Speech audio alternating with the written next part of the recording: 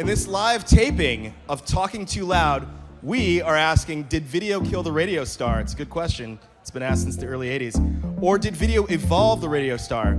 So host Chris Savage and producer Sylvie Lubo sit down with HubSpot Media's Carly Baker to explore why more podcasters are embracing video and what that means for creators today. So please welcome to the stage Chris Savage, Sylvie Lubo, and Carly Baker. Hello on Airfest. Thank you so much for having us. So we're here from Talking Too Loud with Chris Savage, the show with the loudest takes on building businesses, top-notch products, and amazing brands. The show is called Talking Too Loud because when I get excited, I cannot control the volume of my voice. I was actually earlier scolded. I was in the hall over there for actually being too loud while discussing this topic. So you will hear us get loud today. That's kind of the point. That is the point. Yes. We're here to have fun. We're here to get loud. Yes. We're here to talk about video. We're here to talk about it all. Video, audio. Yeah. We've got Sylvie Lubo, our podcast producer. Put it together. Hi, guys. Sylvie. Do people get nervous for these things? I feel like you do, and then you don't talk about it, but I'm just going to call it out. It's like a lot to be up here on a stage. It's exciting. It's fun. You like to podcast from your home. I like to do this in pajamas. That is your vibe. Yeah. Well, not in her pajamas. Carly Baker, Look at this fit. partnership lead at HubSpot Media. Thank you for being here. How you doing, Carly? I'm doing wonderful.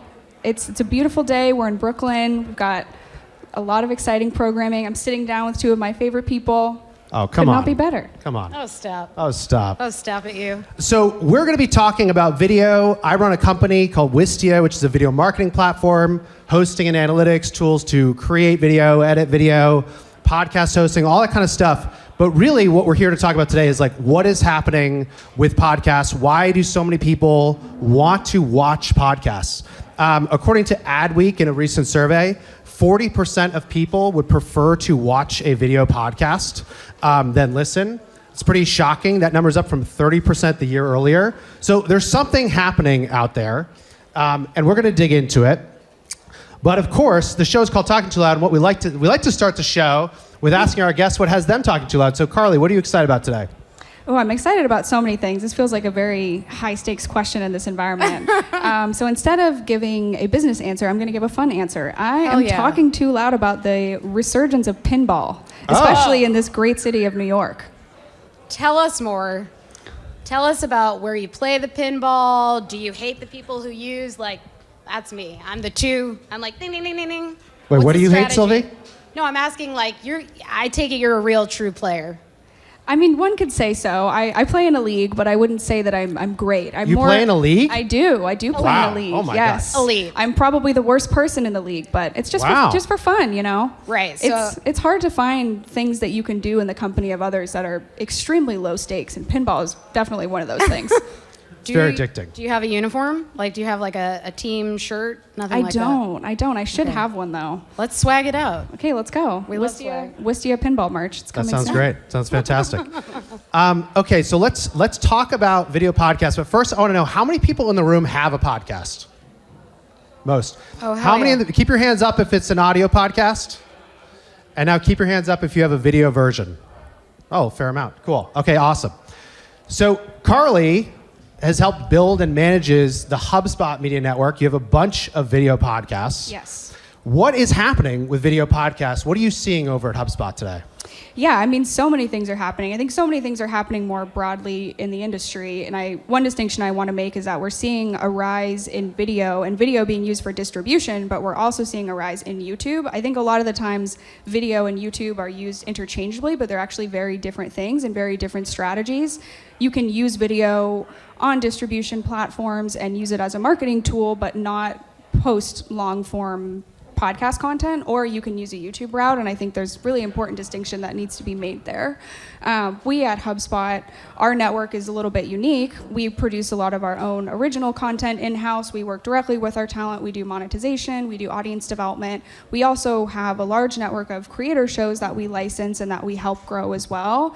And so we're a little bit split. We have a good mix of shows that are just doing audio, that are doing audio and video. On the HubSpot Original side, all of our shows now have been slowly building their YouTube presence over a couple of years, and that's been a really big part of our strategy. The strategy started with realizing that we really had a discoverability and a distribution problem. Our branded channels really go across a large landscape, but it's really hard when you're creating branded content that's about the creator and not about the brand. And so we had to get creative about how to actually use these channels and use these platforms to our advantage to talk about our content more broadly. So we sort of dipped our toes in by really starting with short form video. Of course, we know you can't go anywhere on the internet without seeing video clips. And so what started as sort of a distribution and awareness strategy led us down the road of, transitioning over to doing audio and YouTube for all of our shows. And it's been quite the journey that we've been on doing that. For audio folks, I'm curious, do you guys feel like there's a discoverability issue with your podcast? What are some common gripes that you guys have with people trying to find your shows? Shout them out or don't. Or don't. Well, let's talk about... Nice try, though. Well, yeah, I tried. I really did. I went for it. It was a swing and a miss. We'll try again later. It was a swing and a miss, and that's okay. Sometimes that's how it goes. What is the challenge of discoverability in audio only that you're overcoming with video, I guess is what I want to know. Yeah, that's a great question. I think everyone here wants to grow their audience. Distribution and finding those people and letting them know about your brand is really hard. When we think about those traditional sort of listening platforms like Apple, I'm hesitant to say Spotify given all the recent changes, but Apple, it's very hard to discover and to find content unless you're literally searching for talking too loud in the search bar. It has a big search problem. And so what I think platforms like YouTube is entirely search and algorithmically driven. So it does give you a lot more discoverability, and also you're just playing in a lot larger of a pool of people. And so when you're just distributing on audio, you're putting it out there, but the only way people are going to know about you is if they already know about you, or if you're in an editorial feature, or you're in a cross-promotion ad. The on-ramps to people actually being able to discover your show are so much less than when you're using other platforms. YouTube, but of course also social as well, should be part of the conversation. Can we talk? So earlier we were catching up, obviously, hello, but about basically the difference in engagement on the different platforms, which I thought was really interesting because you're seeing some trends that are even different from what we see.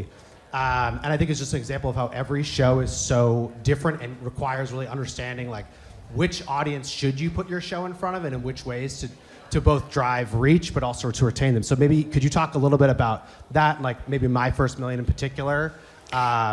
Yeah, that'd be great. Yeah, absolutely. So I think about audio and video in two different ways. I really see audio as the place that we are capturing and holding the longest and largest amount of attention, and we can see that in our retention numbers. When we see someone that our listeners are listening to 85-90% of an episode, they're there, they're active, they're listening, they're engaged. And then you go and you look at your YouTube video and you see that they're staying for, 7, 10, 11 minutes out of an hour. That's significantly less amount of attention. They might not even be hearing your brand advertisements that are in there.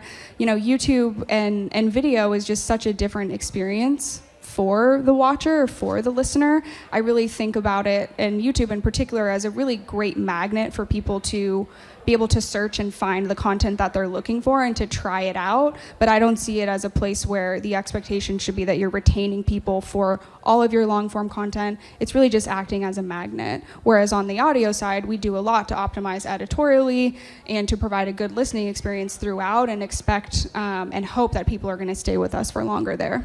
Yeah, one thing we've seen has been if people come and engage with the video episodes, if we get them we always start with a little section talking about talking too loud and what's going on in someone's life. That's the hook. That's the hook. It's just to make it relatable and understand who the person is. We know Carly likes pinball now. And then what we find is if we can hook somebody and they get to the interview, they stay. And then the other interesting thing we found is that we take clips of the video versions of the show. We'll often animate them to explain concepts. Mm-hmm. And it'll be something that's emblematic of the whole interview, 2 to 3 clips. And those will do unbelievably well on different platforms. So we found most success with those on LinkedIn, which for us is kind of a business show, makes sense. And also TikTok, which was a complete shock to me. I did not think that this would really work on TikTok. And so one thing that seems like is happening is that all the social channels are really changing. Like what they care about, what works there, what audiences are there. Are you seeing that same thing? Is that the experience that you're all having at the Media Network?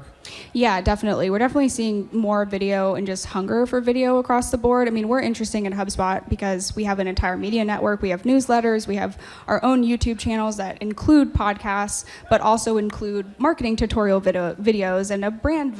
We have a brand channel that's kind of a mishmash of all different things about HubSpot. And the strategy that we use across our channels is very different, but we also use clips across all of our channels as well.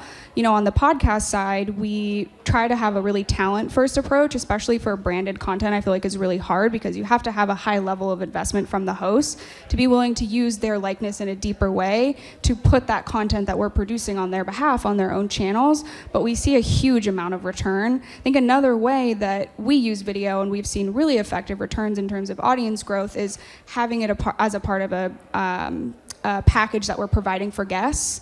So when we have a guest on, we want to make it as easy as possible for them to do co-marketing with us, and a big part of that is providing video because we know that the platforms that they're sharing are really heavily prioritizing that.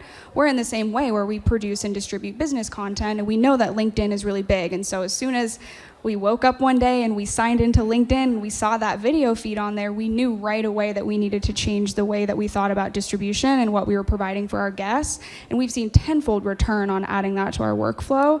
I think one of the biggest challenges and things that folks ask me about starting video as a creator, as a brand, is the misconception that you have to put the same video on all of the platforms and that it's one size fits all. And I think the reality check there is that your audience is different on all of those platforms, and your audience might not even be on those platforms. So you really need to identify where they are and just double down on that. It's not as much of a take over as much property as you can, as just doubling down where you know the audience is and where it's working.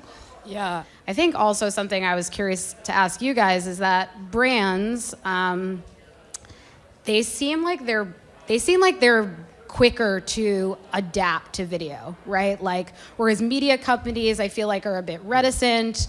There's maybe like audio is rooted in radio and storytelling, so there's like, we don't want to mess with tradition. Do you think there's a reason that brands are like more poised to adapt to video? I mean, I think we already made so many other videos for different channels, like showing off products and features and customers' testimonials and stuff like that, that like there was like the talent and the belief that it works. I think the thing that was surprising was that sometimes the clips that work are these like innocuous things that are so silly. Like, so silly. You and I joking about like some stupid habits book I read, and then it just like takes off. Atomic Habits. Yeah. Great read. Yeah, it's a great read. But I always find that interesting that like a lot of these little moments that you wouldn't think are going to stick, but then it's actually just having the confidence to take the risk to put it out there. Mm-hmm. Because a lot of them also don't stick. And one of the funny things that's really changing in all the algorithms, really driven by TikTok, but it's now showing up everywhere, is that like your follower count doesn't matter that much anymore. It is much more about how uniquely valuable each piece of content is. And so you can have a very, very small follower count, and you can get a huge number of views on something. But what that also means, you can have a high follower count and get very few views. And so what the message, the takeaway is, you have to keep trying a lot more stuff. Shots on goal. Yeah, shots on goal. We had a guest on the show, Jay Klaus, who talked about this, who you know well. Yeah. And one of the things he said that really stuck with me was that you need to think of the social channels each as their own sport. So like basketball and baseball and volleyball, you would not expect that someone is going to be really good at all those three sports. And the same is true for social. But the audiences are big enough that if you get really good with the right niche on one of those channels, there's a huge audience to be found. But a lot of it is just trying and trying and trying until you can find the hooks and things that really resonate with that audience. Yeah, are you seeing anything that's worked really well for shows like My First Million or any other HubSpot shows on video, whether it's like from an audience engagement standpoint, but also from like a production standpoint? Has it sort of changed the way that talent like shows up on a show? Yeah, it's a great question. When we produce episodes of My First Million, the editing is completely different for our audio versus our video. So we have separate editors, one who works on audio, one that works on video. So the experience is a little bit different. On My First Million, we try to incorporate a lot of the tactics that we use on our other more like branded types of channels and sort of roll those over. So when we look at titles, when we look at thumbnails, we do a lot of research. We do keyword research. We do a lot of analysis about what other competitors are, what other high scoring videos are, and use that to sort of craft our positioning there. We also have started to, for sort of some of those big whale guests, we actually produce trailers. So we produce custom trailers and we release those. Yeah, we release those on the YouTube channel. We get people really excited. We leave them at the edge of their seat at the end of that 3-minute trailer and get people really excited and use that as kind of a net to reactivate some of those people that maybe haven't watched in a while, or to put that in front of new people on the For You page. The video trailer is a whole thing. Who loves trailers? I fucking love trailers. Whoa.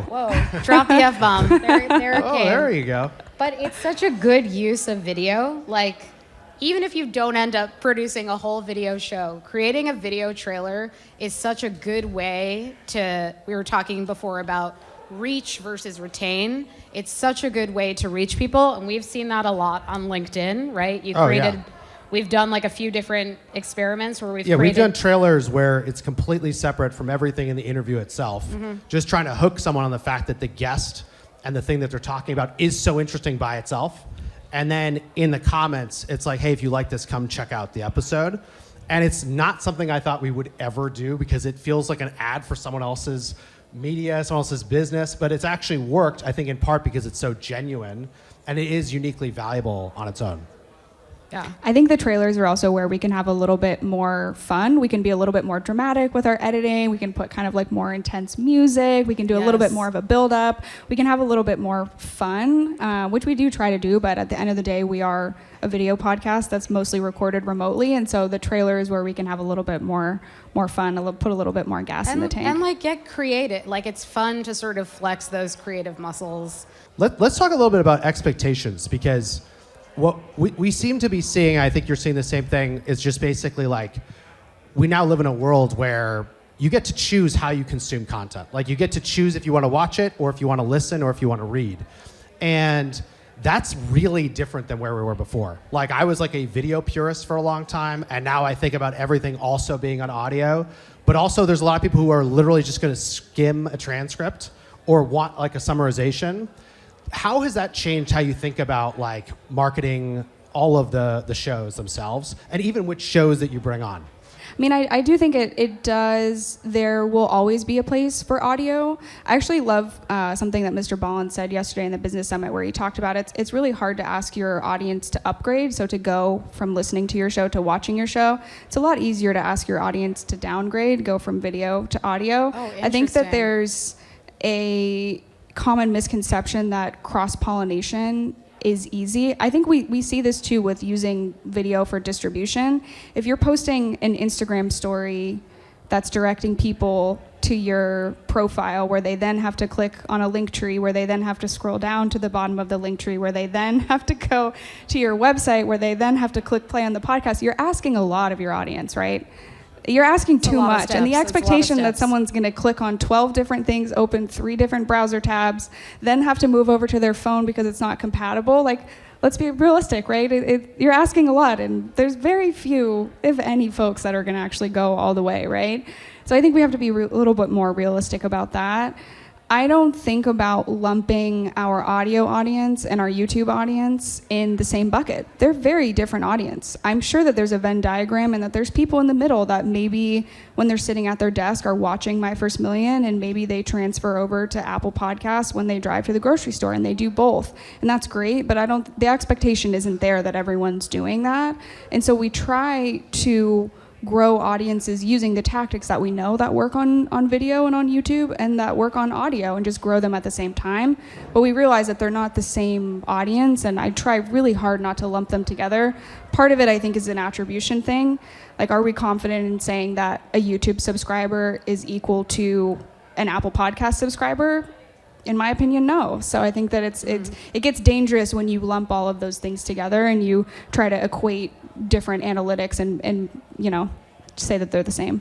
You mentioned analytics, so that's something I want to talk about too. On video, you're able to get way more analytics. So can we talk about that a little bit? Like, you're able to just, what can you see with video analytics that you're not really getting with audio analytics? Yeah, I think this is actually one of the challenges, and something that many of us are really feeling is that data on the audio side is extremely fragmented. I mean, we were all joking and laughing about this yesterday. You have to sign into 10 different dashboards. All of the platforms use different terminology for different things: a listen, a stream, a download, a follower, a subscriber, an engaged listener. It's incredibly overwhelming to actually be able to have one holistic view of how your show is performing and what's working on the audio side. It's very hard. What's amazing about YouTube is it's all right there in the back of the studio, and it's giving you way more engagement metrics than we could ever even imagine cobbling together on the audio side. And I would say the same even for other video distribution. So, I mean, even LinkedIn, you get impression and other data from your clips, and same with TikTok and other socials, right? So it is a little bit more robust. It does tell you a little bit more about the listener.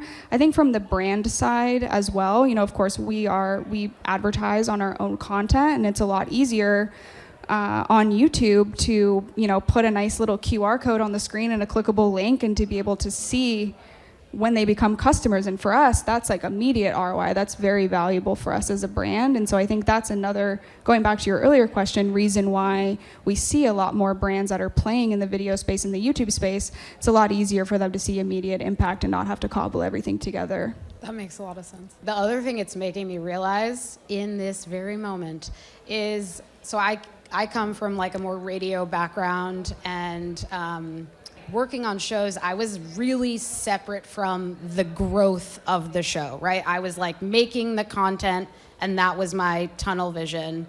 And it's a weird spot to be, because you can make the content, but it's like, who's listening to it? Who's consuming the content? And being more growth-minded, which I feel like is kind of what both of you guys are saying, that like brands are just more growth-minded. They think about listeners not just as listeners, but as leads.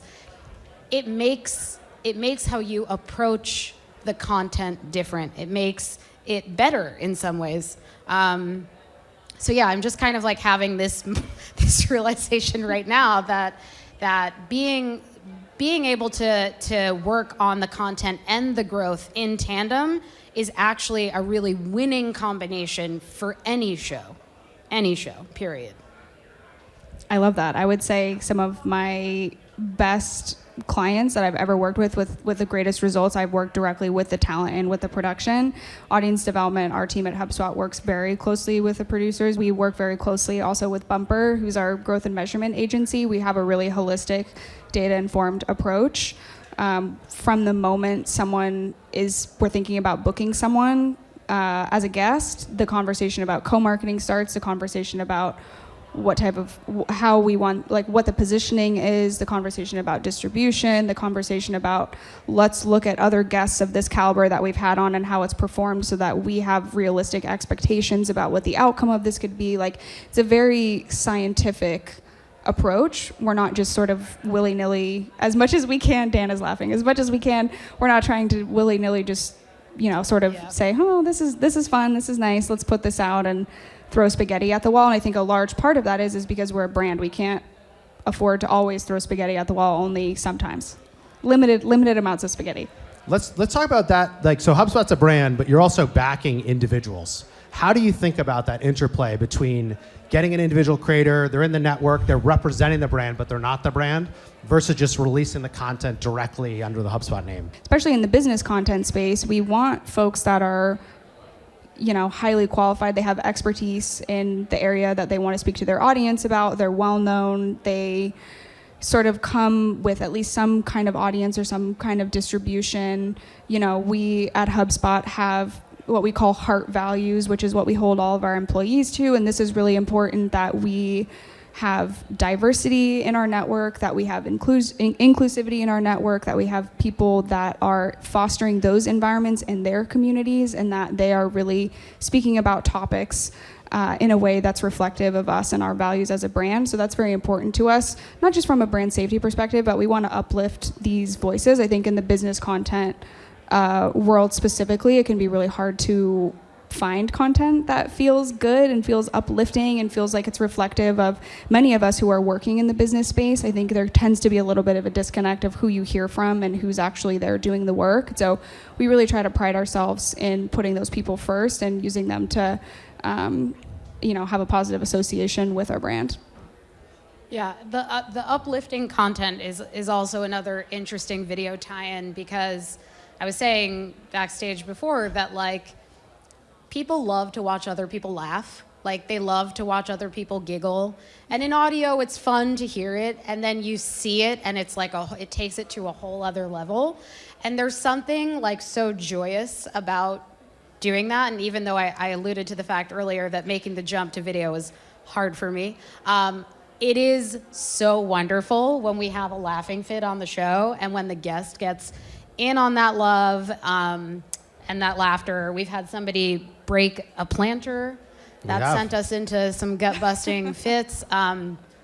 But that's something that I guess I wasn't expecting to find that in video, and have been very pleasantly surprised by, like how the guest shows up, how we're all interacting with each other when video is there.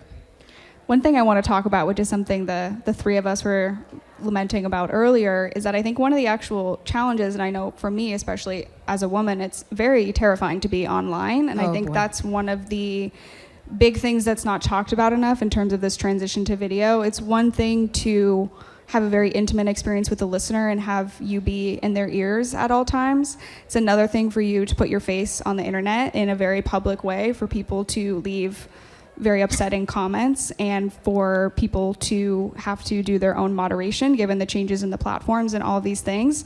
I think for me, it's very scary, and it's something that, even though I'm trying to build my personal brand, like the thought of putting my face and my likeness on TikTok for trolls to comment on is terrifying. I think it's something we don't talk about enough. So I know that you've recently made the transition over. Sylvie's laughing.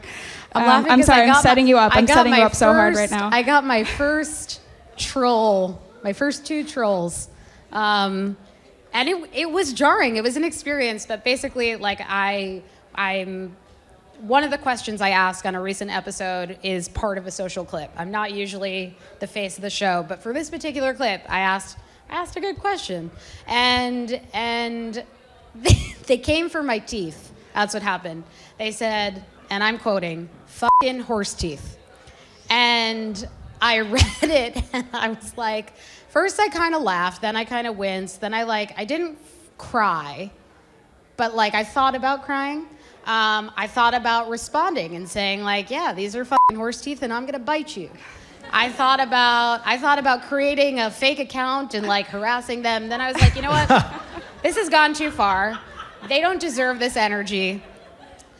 I deleted their comment. I blocked them. The clip stands. The clip remains. I thought if I delete this clip, they win.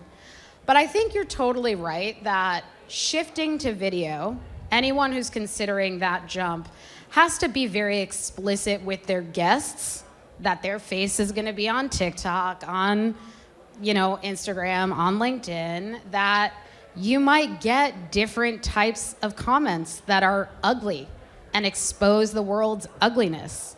You might also get nice comments. Who the f*** knows? But it is a mindset shift and an expectation shift that I think you have to be very explicit about. I mean, you've been on the receiving end. Yeah, no, yeah. You've had some trolls. I was giving too many affirmations to people and saying, "Oh yeah, that's really great. Oh yeah."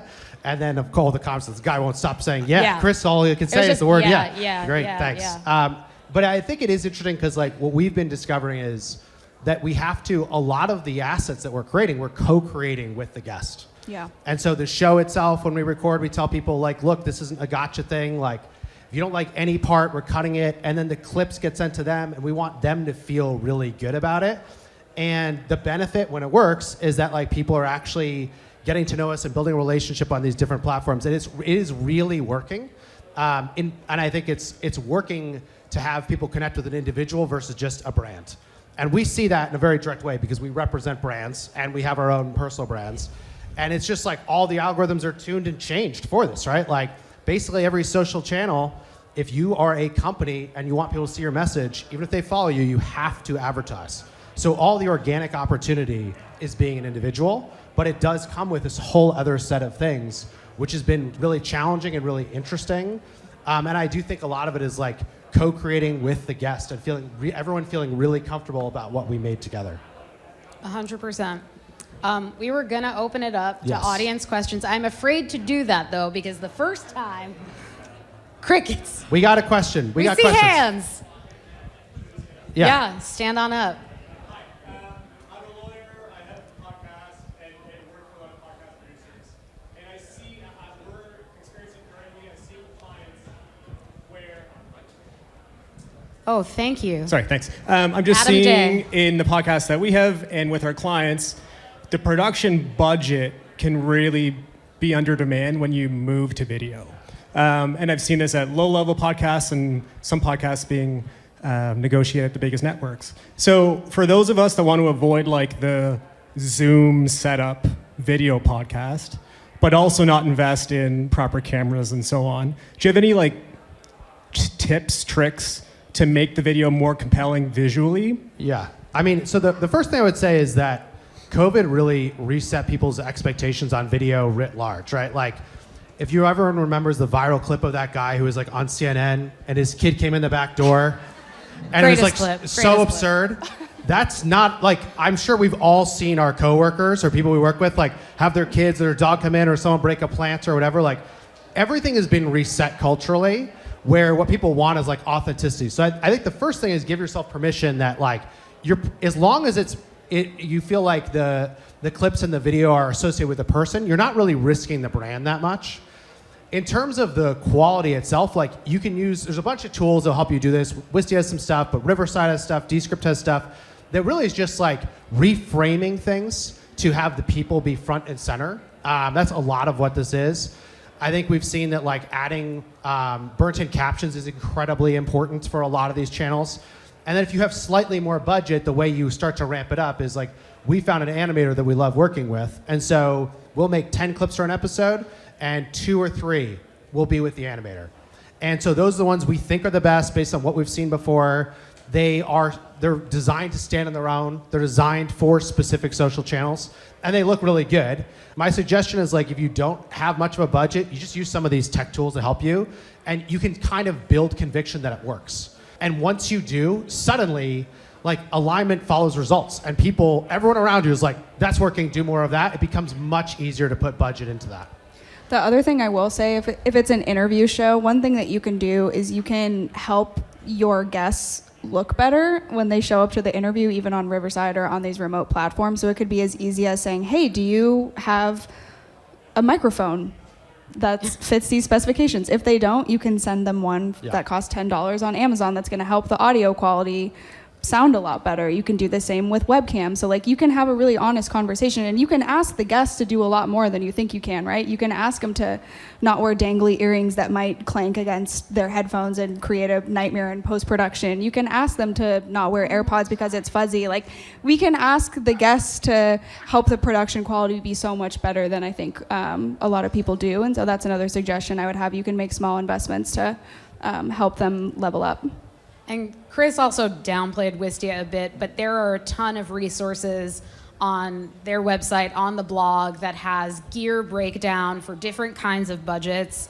They have a show called Fix My Setup, where they're constantly going to different people's homes who are either podcast hosts or webinar hosts and want a little more zhuzh, right? They want to like pimp their home office out.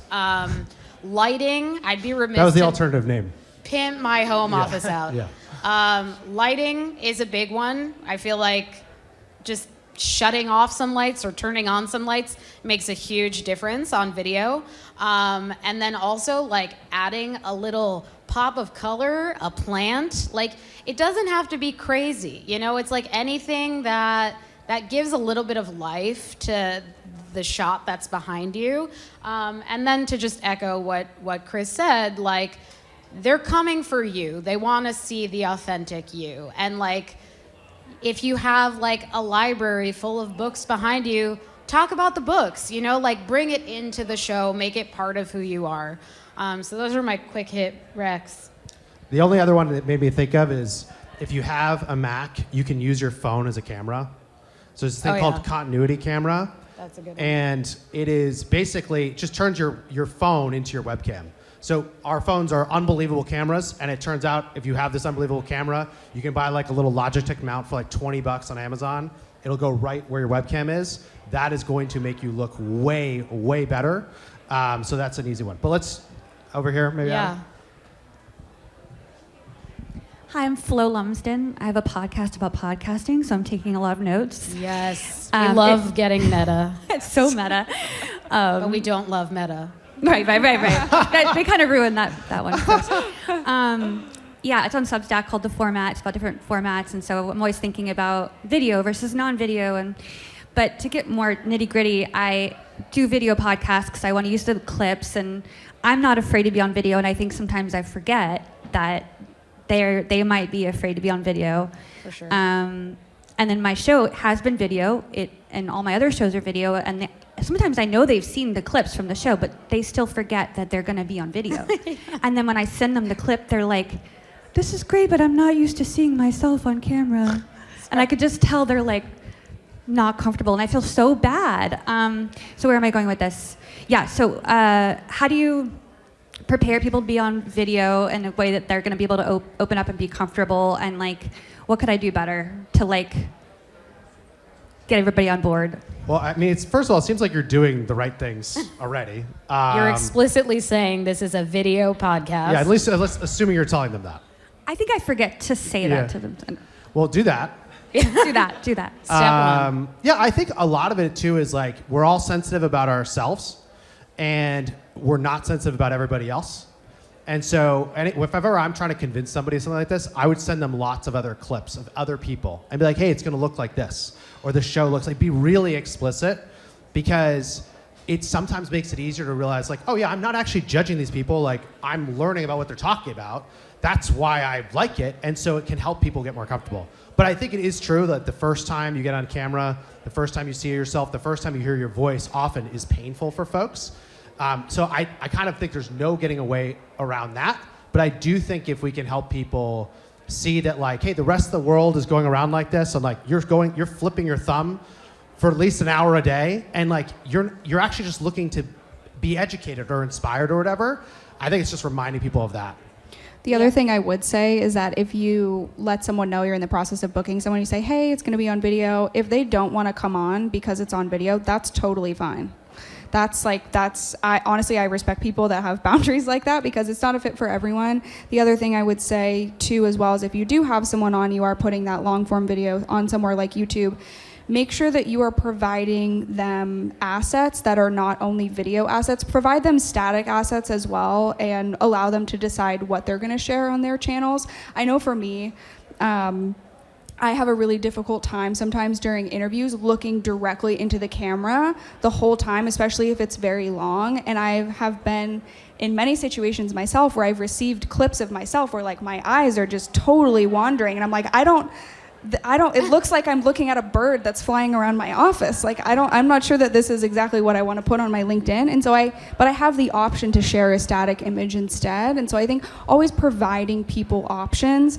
If you're also in a place where you could do the episode and release it maybe as an audio exclusive and use that as a way to drive traffic, drive people to your RSS, that could be a distribution tactic as well. I think you can release just, audio exclusive episodes if you have someone that's maybe not as comfortable or not into being on the video side of things. Doesn't have to be just a hard yes or no, but I think giving people the option is always the best thing to do. Yeah, I think also manage expectations, not habits. So even with like the wandering eye thing, like I close my eyes a lot on the podcast. I didn't know I did it until I started watching myself close my eyes, and I was like, why are your eyes closed? And I still do it. Like it just isn't, that's what I do. And so instead of being like, Sylvie, stop closing your eyes so much, it's more just like, get ready to see yourself with your eyes closed. Get ready, because it's gonna happen. So telling your guests, look, like it can be a little weird to see yourself on video. Like, I'll be the first to tell you that. But nobody is paying that kind of attention the way that you are. I think that's also a really helpful reminder. So yeah, manage expectations, not the habits. That's what I'd say. Thank you. Well, so we are at time. Thank you all so much. Can you put it together for Carly? Woo! Sylvie. And we appreciate you on Air Fest. And you can find us at Talking Cloud or Wistia. Thank you.